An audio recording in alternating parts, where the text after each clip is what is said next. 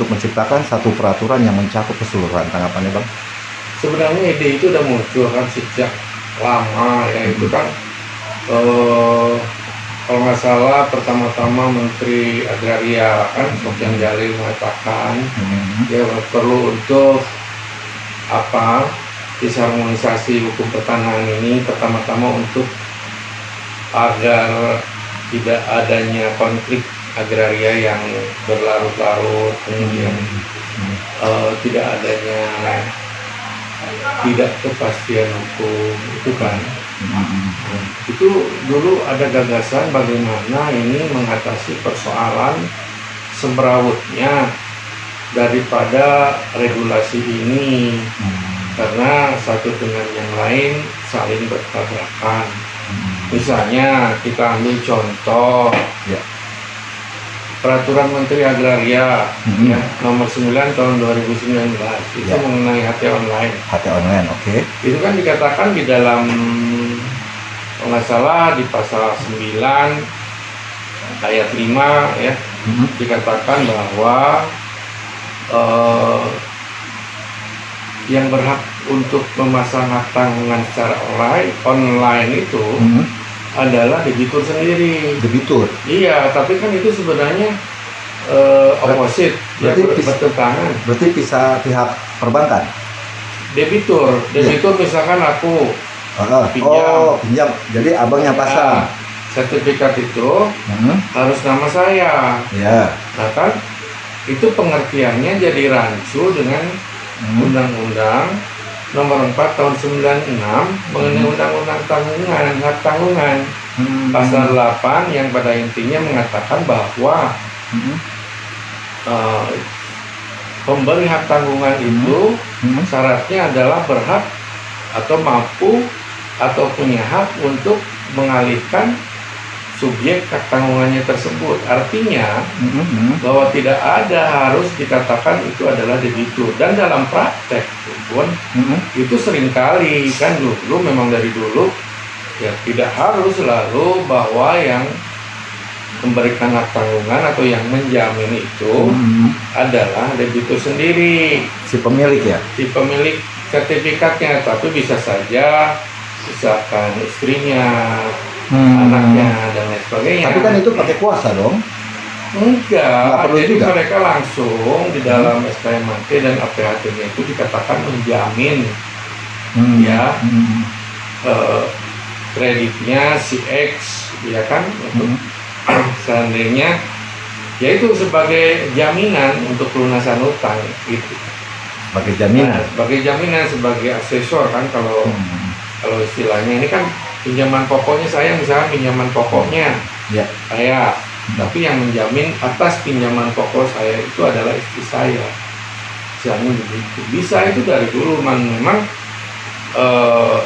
pengertian itu menjadi rancu ketika Permen ATR BPN nomor 9 tahun 2019 di dalam pasal 9 kalau nggak salah ayat 5-nya dikatakan bahwa yang berhak memasang hak tanggungan adalah si pemilik online itu adalah debitur sendiri. Pemilik berarti atas nama. Tapi sebenarnya kalau menurut saya, jadi kalau misalkan bukan si pemilik, misalnya bukan debitur sendiri, itu bisa dilaksanakan hak tanggungan, tetapi pemasangannya secara konvensional. Maksudnya? Ya tidak melalui online, langsung manual. Istilahnya ngagidik lah. Ngagidik berarti manual, balik lagi ke manual. Iya, jadi manual kembali lagi ke memang seperti dulu. Tapi kalau menurut saya justru itu ada kesalahan, sehingga seharusnya dia tidak melakukan diskriminatif seperti itu.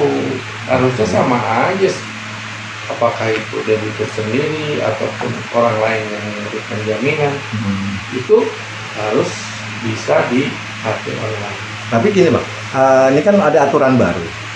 Nah, aturan ATR BPN bertabrakan dengan aturan ini berarti Undang-Undang Nomor 496. betul. Berarti memang dibutuhkan sebuah omnibus law atau sebuah aturan Iya, yang bisa merangkul kedua-duanya. Iya, yang bisa menertibkan semua aturan kebijakan, baik itu di tingkat peraturan menteri, PP, kemudian undang-undang itu sendiri, baik itu peraturan di pusat atau daerah dalam satu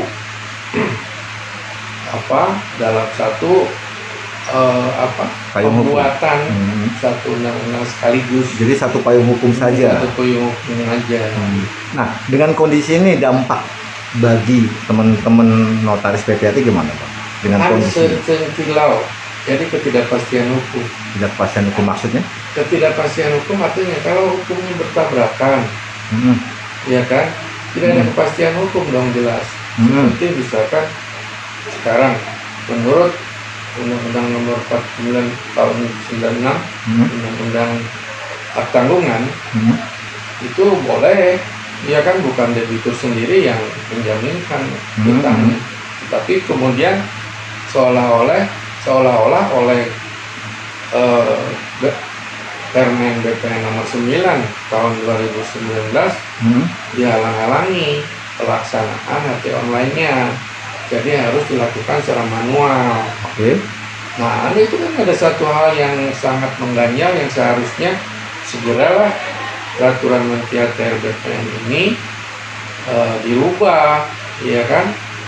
Hanya karena ini kan persoalannya mudah aja, tinggal mencabut mengganti. Ya Tapi kan Bang, itu harus masuk di prolegnas dong. Atau hanya sebatas peraturan peraturan menteri? Atau iya, ini kan peraturan menteri yang Permen nomor 9 tahun 2019 ini kan peraturan menteri. itunya aja yang dirubah. Itunya lah yang dirubah, ya kan? Mengikuti Memang rohnya Undang-Undang Nomor 496 HT online. HT online-nya gitu loh. Jadi undang-undang tentang HT online ini tidak bisa dong menganulir atau tidak sesuai dengan undang-undang Tanggungan. Karena dia lebih tinggi posisinya. Iya, dia posisinya lebih tinggi. Undang-undang, sedangkan dari BPN itu hanya sebatas permen. Iya, itu. Nah, ini kan di penghujung tahun nih Bang. Harapan Abang di tahun 2020 atau sebelum masuk 2020, di penghujung tahun ini menyangkut dunia kenotariatan dan pertanahan yang terhubung mengenai Omnibus Law, apa harapan Abang? Ya, harapan saya segeralah Presiden kan kemarin juga Presiden sudah mengatakan akan membuat satu Omnibus Law untuk ketertiban atau harmonisasi seluruh undang-undang itu, ya kan? Nah, karena dampaknya kan adanya dispute pertanahan yang berkelanjutan, adanya uncertainty law, ketidakpastian hukum, ya kan?